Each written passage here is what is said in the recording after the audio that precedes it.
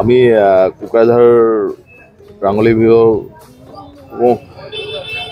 উৎসৱ পালন সমিতিৰ পৰা সমূহ ৰাইজক শুভেচ্ছা জনাইছোঁ ৰঙালী বিহুৰ। আৰু আমি তিনিদিনীয়া কাৰ্যসূচীৰে ৰঙালী বিহু পালন কৰিব ওলাইছোঁ। আমাৰ 16, 17, 18 আৰু 19 এপ্ৰিল আমাৰ কোকৰাঝাৰ চৰকাৰী উচ্চতৰ মাধ্যমিক আৰু বহুমুখী বিদ্যালয় প্ৰাংগণত অনুষ্ঠিত হ'ব। আজি আমি ফ্লেগ হোষ্ট ইয়াতে আমি পতাকা উত্তোলন কৰিলোঁ।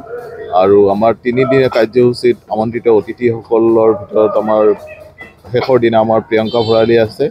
আৰু ইয়াৰ উপৰিও আমাৰ প্ৰথম দিনা 17 এপ্ৰিল তাৰিখে আমাৰ মুকলি বিহু প্ৰতিযোগিতা অনুষ্ঠিত হ'ব। ইতিমধ্যে 10টাৰো ওপৰত আমাৰ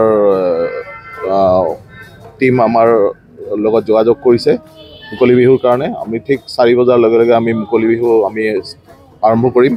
আৰু বাকী সমূহ তিনিদিনীয়া কাৰ্যসূচীতে যাতে আমাৰ সমূহ কোকৰাঝাৰবাসী ৰাইজে সহায় সহযোগিতা আগবঢ়ায় আৰু তাৰে কামনা কৰিছোঁ। আৰু সদুশেষত সমূহ ৰাইজকে কোকৰাঝাৰবাসী ৰাইজক ৰঙালী বিহুৰ শুভেচ্ছা জনাইছোঁ।